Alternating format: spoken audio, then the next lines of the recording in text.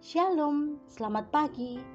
Renungan pagi Sabda Bina Umat, Selasa, 12 April 2022. Firman Tuhan pagi ini terambil dari Yohanes 16 ayat 16 sampai 24.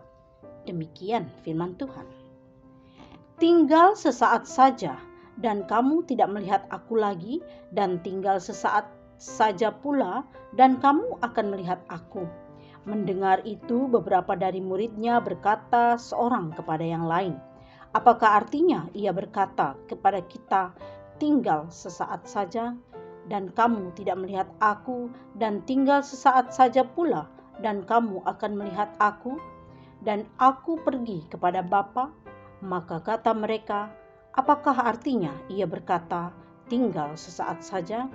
Kita tidak tahu apa maksudnya. Yesus tahu bahwa mereka hendak menanyakan sesuatu kepadanya.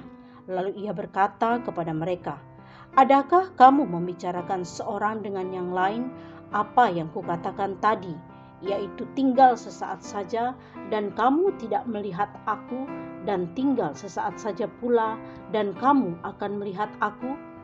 Aku berkata kepadamu, sesungguhnya kamu akan menangis dan meratap, tetapi dunia akan bergembira.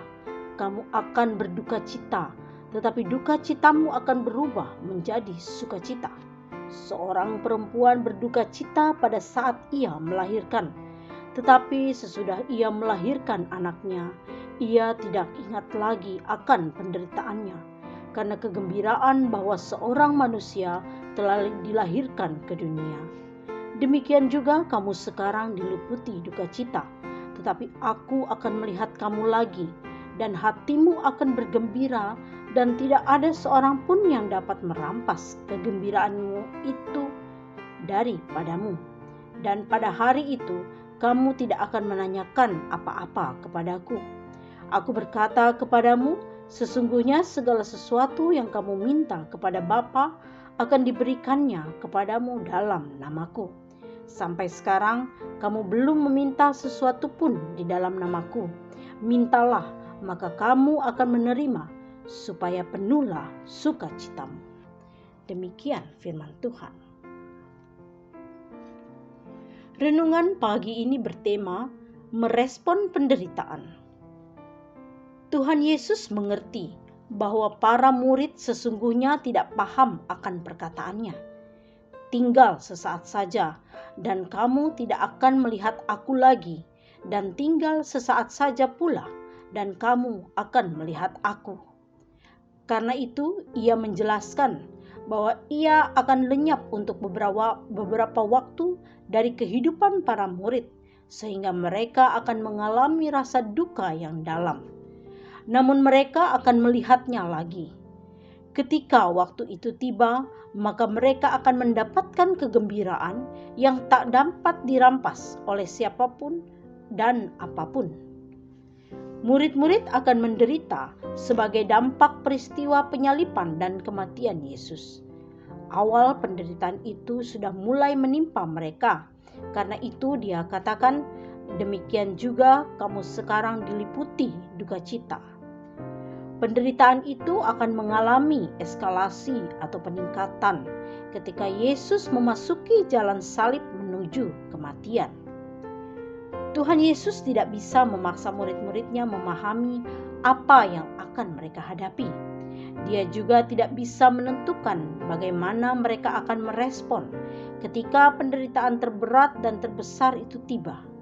Hal ini bisa dikatakannya karena duka kehilangan dan sakitnya derita yang akan mereka alami adalah kegembiraan bagi dunia.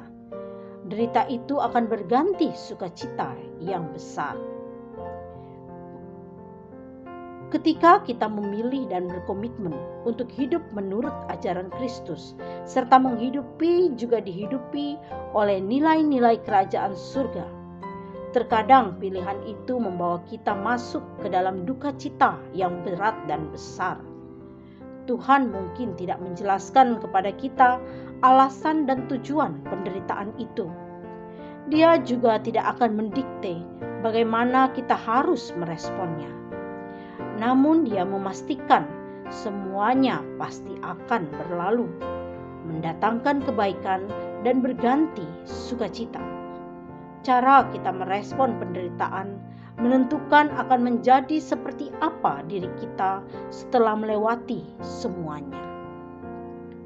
Doa pagi ini, Tuhan, meski tidak kami pahami perkara yang Engkau perkenankan terjadi dalam hidup kami, namun kami jalani semua dengan keyakinan bahwa semua adalah baik dan akan diganti dengan sukacita yang besar.